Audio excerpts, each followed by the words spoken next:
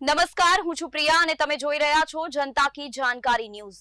નજર કરીએ આજના સમાચાર ઉપર। ભચાઉમાં પત્રકાર દમનનો ધડાકો, મહેશ રાજગોર પર ખોટી એફઆઈઆર, પત્રકાર એસોસિએશન ઉગ્ર, કોર્ટ સુધી જંગની ઘોષણા। ભચાઉમાં પત્રકાર પર ખોટી એફઆઈઆર નોંધાતા જિલ્લા પત્રકારિતામાં હાહાકાર મચી ગયો છે। પત્રકાર મહેશ રાજગોર વિરુદ્ધ અદાણી કંપનીના અધિકારી કમલેશ મોદી દ્વારા દાખલ કરાયેલી ફરિયાદને પત્રકાર વર્ગે પત્રકારોને ચૂપ કરાવવાનો પ્રયત્ન ગણાવ્યો છે। પત્રકાર એસોસિએશને સ્પષ્ટ શબ્દોમાં કહ્યું છે કે પત્રકારો પર ખોટા કેસની રાજનીતિ હવે નહીં ચાલે, જરૂરી હોય તો કોર્ટના દ્વાર ખટખટાવશું। અદાણી પોલીસ જોડાણ, 200થી 300 પોલીસની હાજરીમાં લૂંટનો આરોપ અને પત્રકારને નિશાન। સૂત્રોની માનીએ તો કચ્છમાં પહેલીવાર એવી ઘટનાની ચર્ચા છે જ્યાં મામલતદાર, LCB PI Bhachau, DSP Samakhiyali PI સહિત 200-300 જેટલા પોલીસ કર્મચારીઓની હાજરીમાં લૂંટના બનાવની વાત સામે આવી છે।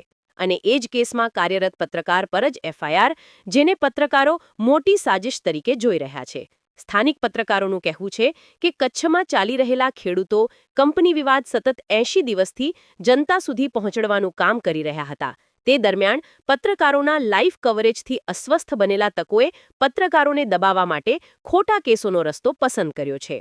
અદાણી અધિકારી કમલેશ મોદીની ભૂમિકા સવાલોમાં, ખેડૂતો અને કંપની વચ્ચે ચાલી રહેલા તણાવ દરમિયાન કમલેશ મોદીએ પત્રકારોને ભાઈ વધારે લાઈવ મૂકો છો, ખોટા વિડીયો વાયરલ કરો છો જેવી ટકોરો કરી હતી। ત્યારે જ પત્રકારોને ધમકીઓ આપવામાં આવી હોવાનો આક્ષેપ છે અને ખેડૂત હોવ તો મીડિયા લાઈન મૂકી દો એવા જવાબ પણ આપવામાં આવ્યા હતા। અને મુખ્ય વાત, તમે મીડિયાવાળા બધા ખોટા છો એવું પણ બોલવામાં આવ્યું હતું।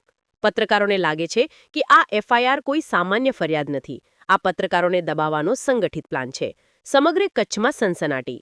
આ મામલે કચ્છ પત્રકાર એસોસિએશન, ભચાઉના સ્થાનિક પત્રકારો અને અનેક મીડિયા સંસ્થાઓએ એકજૂટતા દર્શાવીને કહ્યું છે કે આ એફઆઈઆર ખોટી છે, કાયદાનો દુરુપયોગ થયો છે અને પત્રકારોના અધિકારો પર સીધો હુમલો છે। પત્રકાર એસોસિએશને જાહેરાત કરી છે કે જો જરૂરી પડે તો